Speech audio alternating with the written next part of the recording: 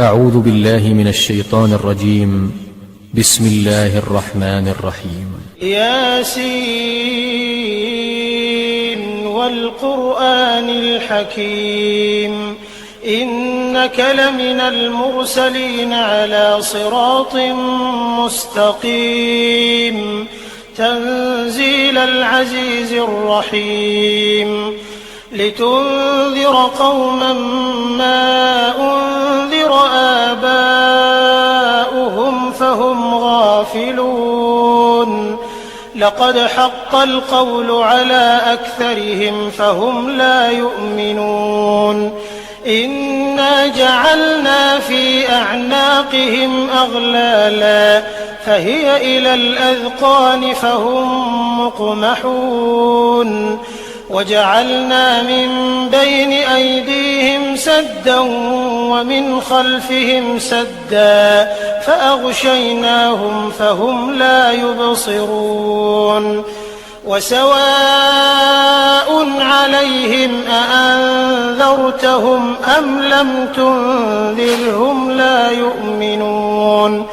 إنما تنذر من اتبع الذكر وخشي الرحمن بالغيب فبشره بمغفرة وأجر كريم إنا نحن نحيي الموتى ونكتب ما قدموا وآثارهم وكل شيء أحصيناه في إمام مبين واضرب لهم مثلا أصحاب القرية إذ جاءها المرسلون إذ أرسلنا إليهم 2 فكذبوهما فعززنا بثالث فقالوا إنا إليكم مرسلون قالوا ما أنتم إلا بشر مثلنا وما أنزل الرحمن من شيء إن أنتم إلا تكذبون قالوا ربنا يعلم إنا إليكم لمرسلون وما علينا إلا البلاغ المبين قالوا إنا تطيرنا بكم لئن لم تنتهوا لنرجمنكم وليمسنكم منا عذاب أليم قالوا طائركم معكم أئن ذكرتم بل أنتم قوم مسرفون وجاء من أقصى المدينة رجل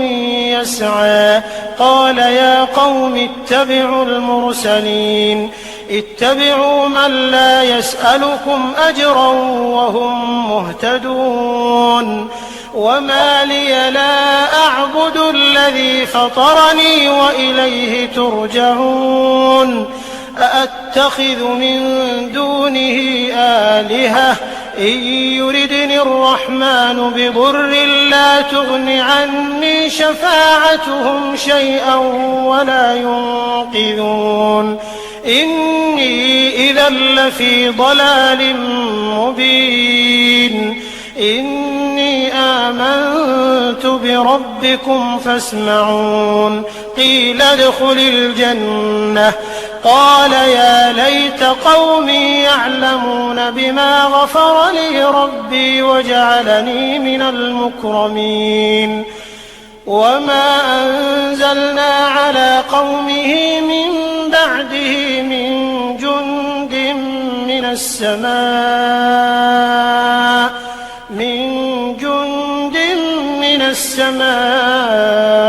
وما كنا منزلين إن كانت إلا صيحة واحدة فإذا هم خامدون يا حسرة على العباد ما يأتيهم من رسول إلا كانوا به يستهزئون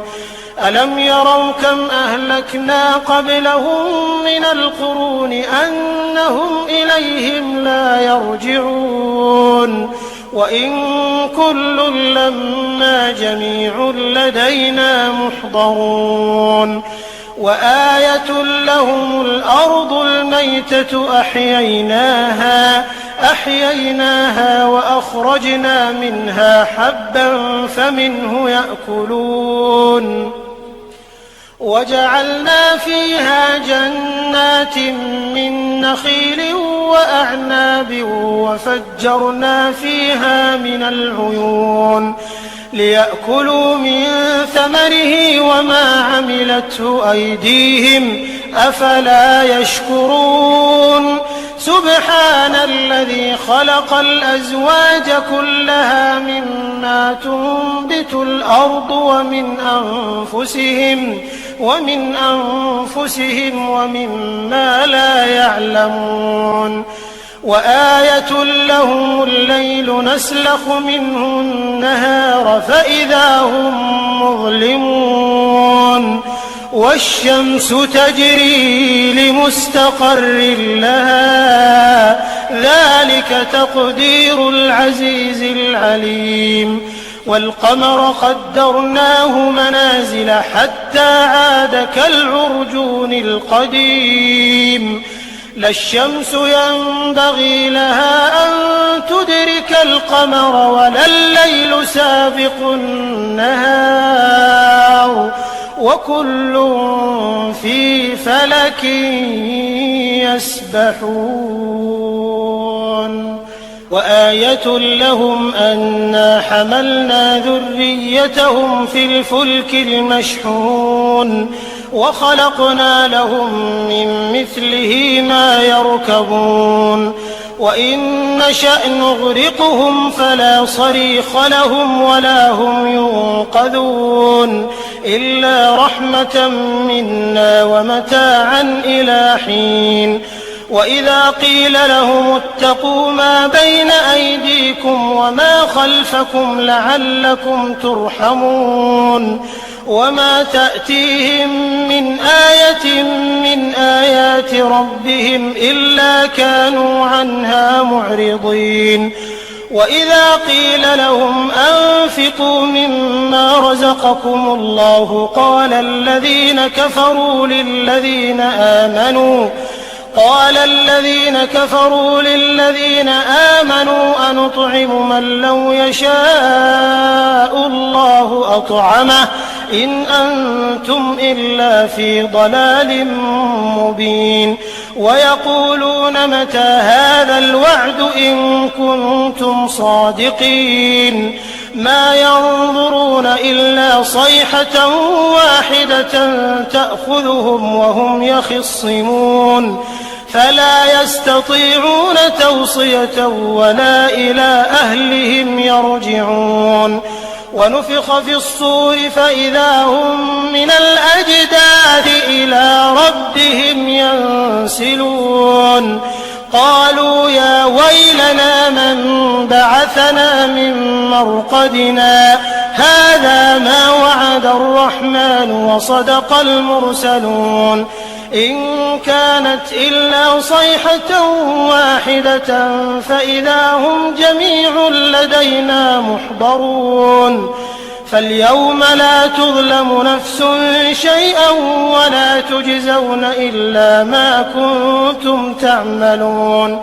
إن أصحاب الجنة اليوم في شغل فاكهون هم وأزواجهم في ظلال على الأرائك متكئون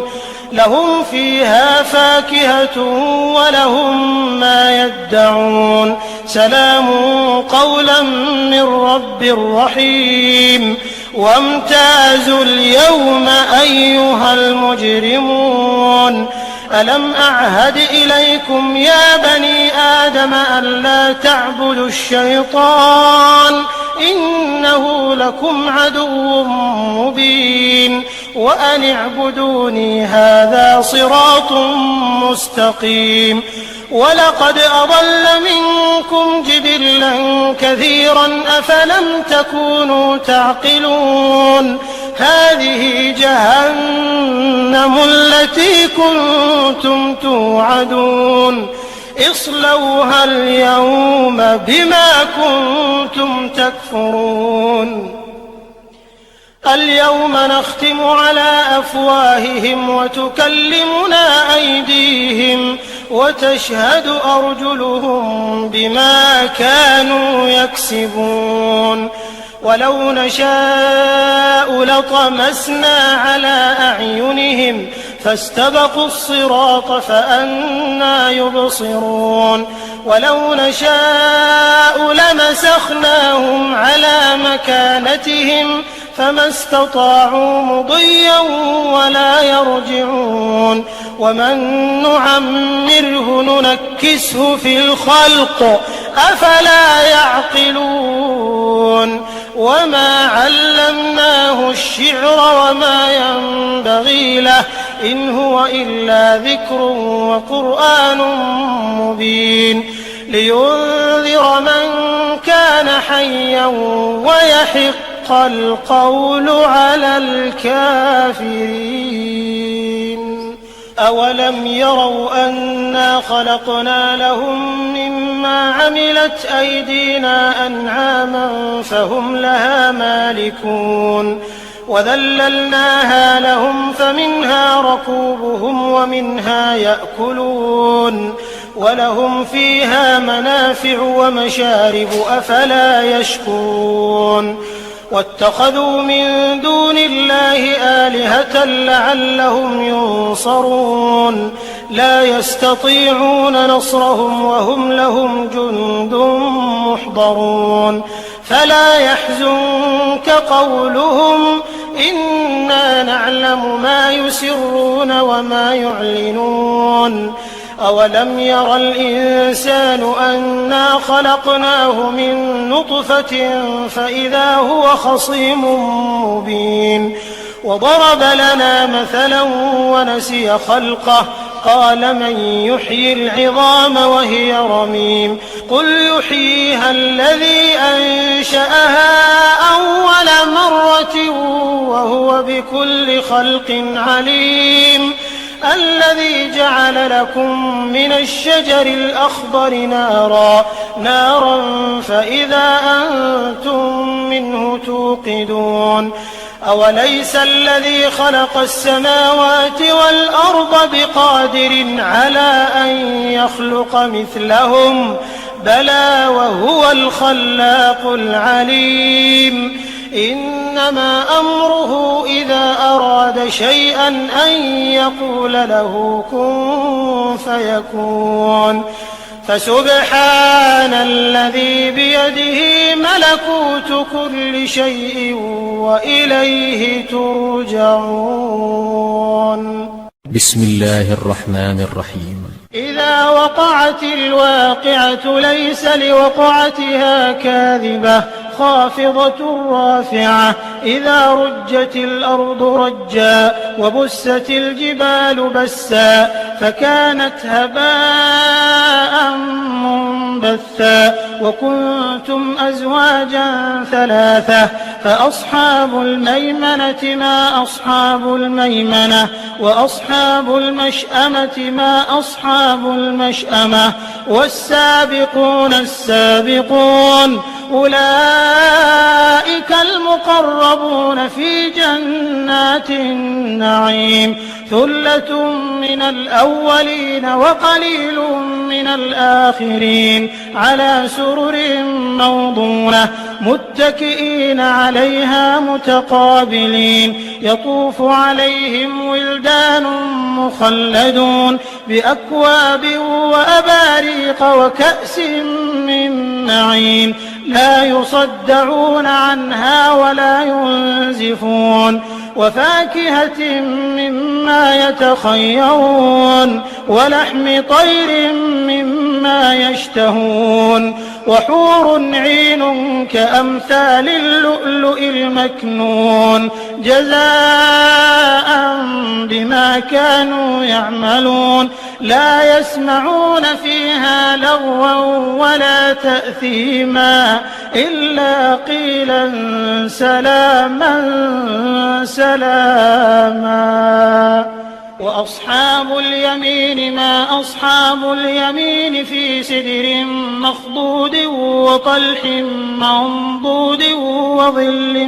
ممدود وماء مسكوب وفاكهة كثيرة لا مقطوعة ولا ممنوعة وفرش مرفوعة إنا أنشأناهن إنشاء فجعلناهن أبكارا عربا أترابا لأصحاب اليمين ثلة من الأولين وثلة من الآخرين. وأصحاب الشمال ما أصحاب الشمال في سموم وحميم وظل من يحموم لا بارد ولا كريم إنهم كانوا قبل ذلك مترفين وكانوا يصرون على الحنث العظيم وكانوا يقولون أئذا متنا وكنا ترابا وعظاما أئنا لمبعوثون أو آباؤنا الأولون قل إن الأولين والآخرين لمجموعون إلى ميقات يوم معلوم ثم إنكم أيها الضالون المكذبون لآكلون من شجر من زقوم فمالئون منها البطون فشاربون عليه من الحميم فشاربون شرب الهيم هذا نزلهم يوم الدين نحن خلقناكم فلولا تصدقون أفرأيتم ما تمنون أأنتم تخلقونه أم نحن الخالقون نحن قدرنا بينكم الموت وما نحن بمسبوقين على أن نبدل أمثالكم وننشئكم فيما لا تعلمون ولقد علمتم النشأة الأولى فلولا تذكرون أفرأيتم ما تحرثون أأنتم تزرعونه أم نحن الزارعون لو نشاء لجعلناه حطاما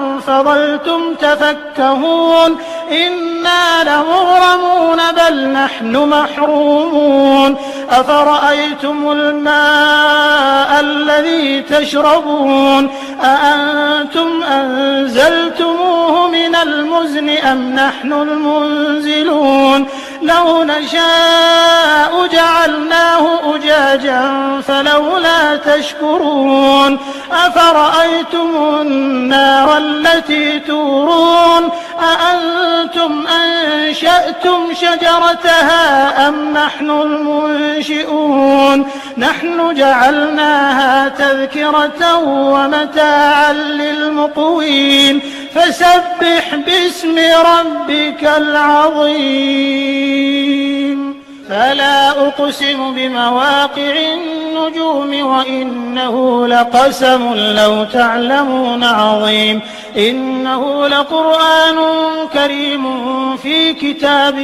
مكنون لا يمسه إلا المطهرون تنزيل من رب العالمين أفبهذا الحديث أنتم مدهنون وتجعلون رزقكم أنكم تكذبون فلولا إذا بلغت الحلقوم وأنتم حينئذ تنظرون ونحن أقرب إليه منكم ولكن لا تبصرون فلولا إن كنتم غير مدينين ترجعونها إن كنتم صادقين فأما إن كان من المقربين فروح وريحان وجنة نعيم وأما إن كان من أصحاب اليمين فسلام لك من أصحاب اليمين وأما إن كان من المكذبين الضالين فنزل من حميم وتصلية جحيم إن هذا لهو حق اليقين فسبح باسم ربك العظيم. بسم الله الرحمن الرحيم. الرحمن علم القرآن خلق الإنسان علمه البيان الشمس والقمر بحسبان والنجم والشجر يسجدان والسماء رفعها ووضع الميزان ألا تطغوا في الميزان وأقيموا الوزن بالقسط ولا تخسروا الميزان والأرض وضعها للأنام فيها فاكهة والنخل ذات الأكمام والحب ذو العصف والريحان فبأي آلاء ربكما تكذبان خلق الإنسان من صلصال كالفخار وخلق الجان من مارج من نار فبأي آلاء ربكما تكذبان رب المشرقين ورب المغربين فبأي آلاء ربكما تكذبان مرج البحرين يلتقيان بينهما برزخ لا يبغيان فبأي آلاء ربكما تكذبان يخرج منهما اللؤلؤ والمرجان فبأي آلاء ربكما تكذبان وله الجوار المنشآت في البحر كالأعلام فبأي آلاء ربكما تكذبان كل من عليها فان ويبقى وجه ربك ذو الجلال والإكرام فبأي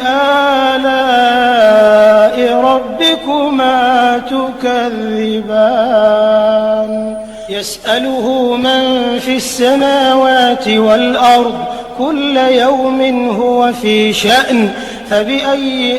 آلاء ربكما تكذبان سنفرغ لكم أيها الثقلان فبأي آلاء ربكما تكذبان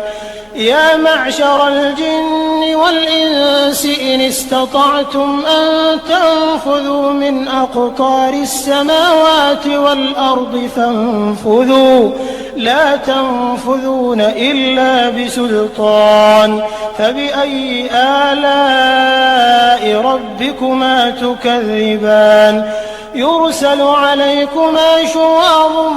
من نار ونحاس فلا تنتصران فبأي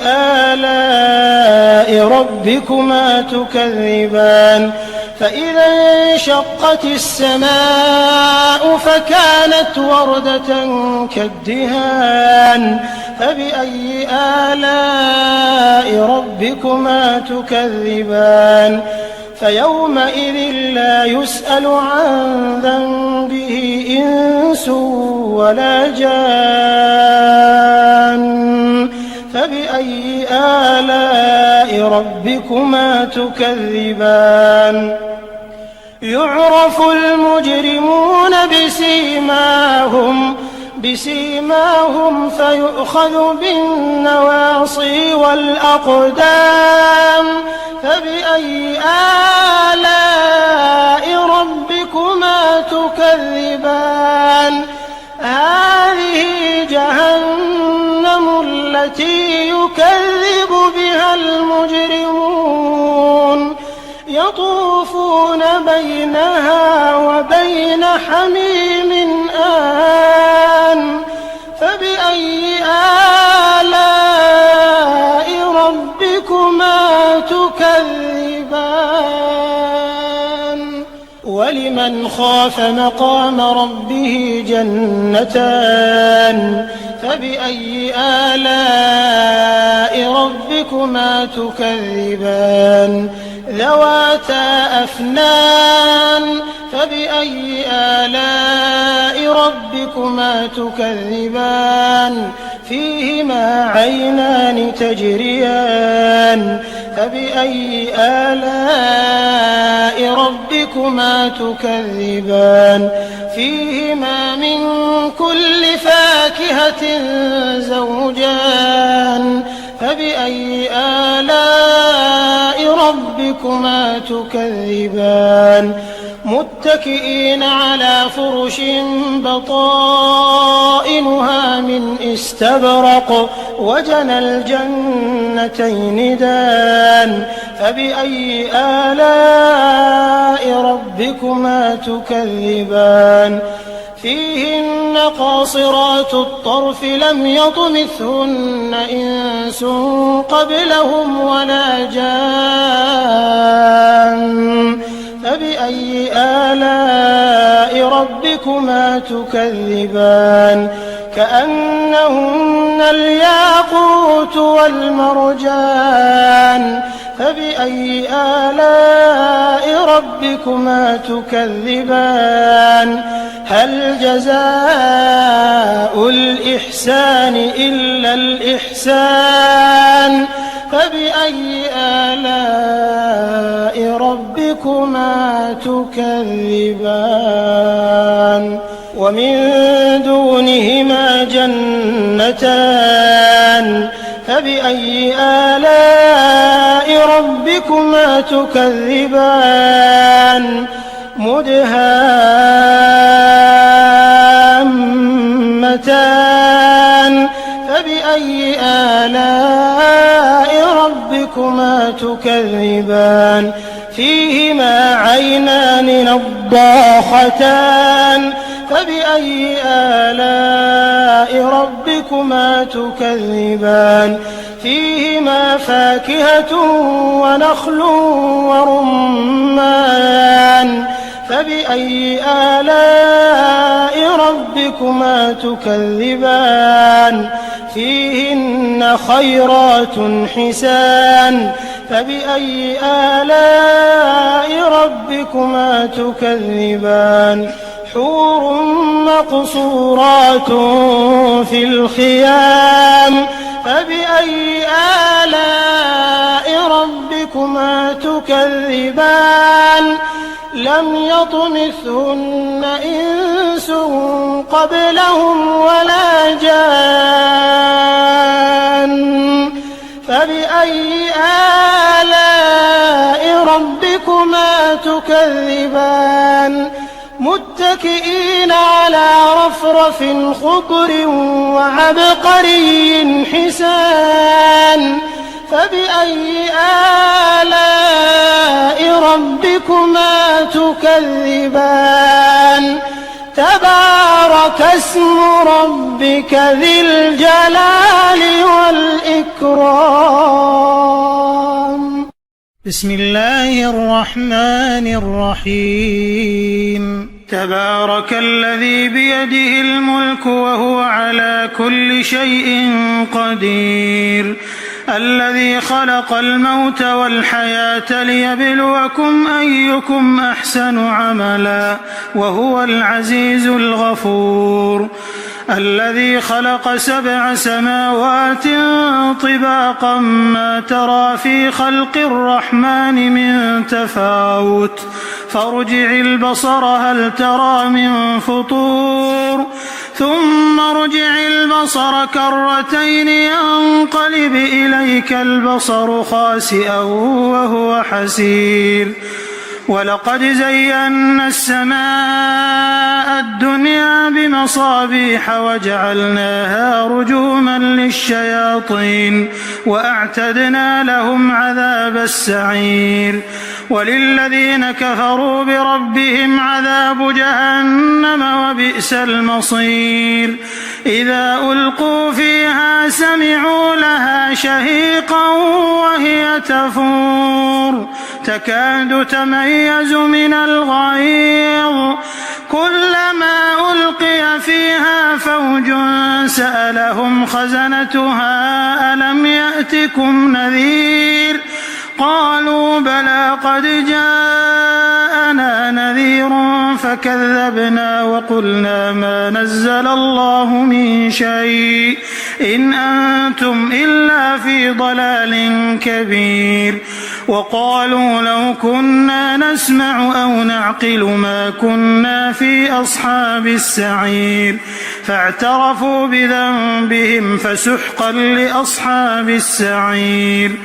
إن الذين يخشون ربهم بالغيب لهم مغفرة وأجر كبير وأسروا قولكم أو اجهروا به إنه عليم